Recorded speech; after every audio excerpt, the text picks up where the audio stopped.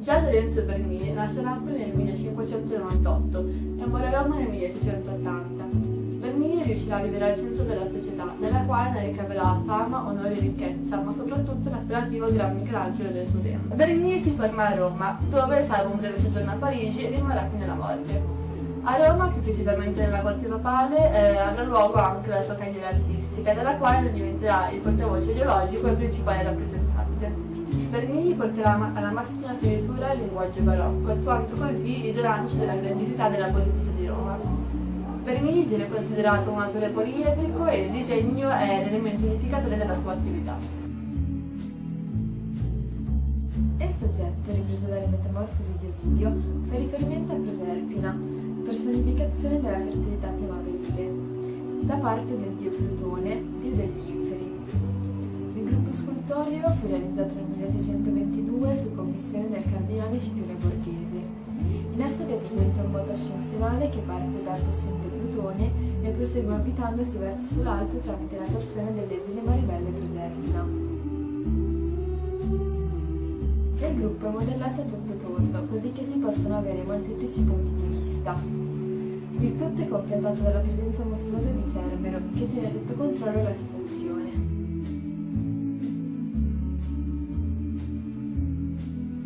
Nel gruppo di Apollo e Daphne, Bernini rappresenta il momento in cui Apollo sta per raggiungere la ninfa Daphne, della quale si è follemente innamorato a causa di una freccia scagliata da Eros.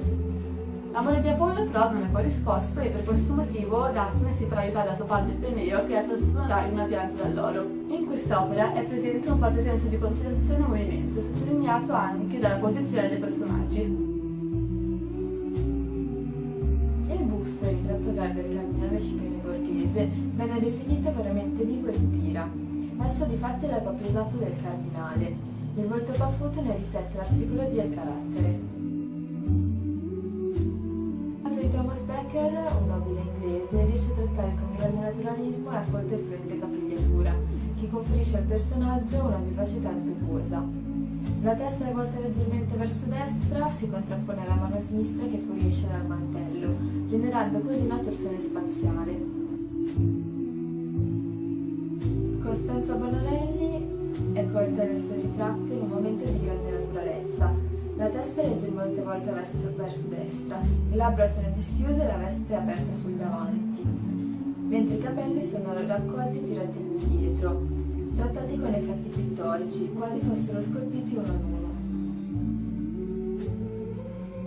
Su incarico di Papa Innocenzo X Pamphili, Bernini realizza la Fontana dei Fiumi. L'opera è un'allegoria dei 4 continenti allora conosciuti, rappresentati sotto forma dei loro fiumi più importanti. I personaggi, realizzati da 4 diversi artisti, siedono insieme ad animali allegorici ai vertici di un blocco di travertino che ricorda una roccia naturale, sulla quale è posizionato un obelisco monolitico. L'opera trasmette un forte senso di dinamismo e di teatralità, nonostante la complessità della sua struttura.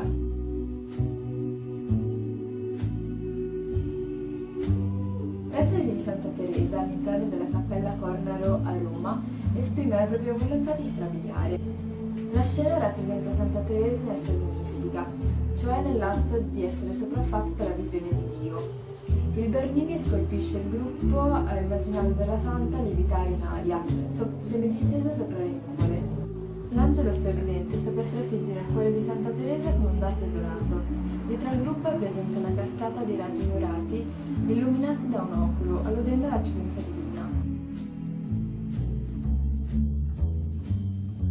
La collocazione e gli atteggiamenti sono studiati come se fossero un palcoscenico, che è enfatizzato dalla presenza di una cappella e dei 2 finti balconcini.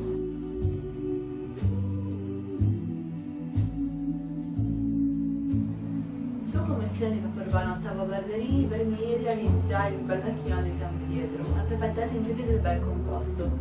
Costruito per essere posizionato sopra l'altare maggiore nello spazio sottostante la cupola di Michelangelo, il baldacchino si compone di 4 giganteschi piedistalli rivestiti di magni policromi ornati con stelle pontifici che sorreggono 4 corolle tortine in bronzo e decorate con scanalature, vitici, ati e punti in oro e nero, al di sopra delle quali troviamo 4 capitelli che sorreggono una trabeazione a ricordo classico ma concave con falli pendenti.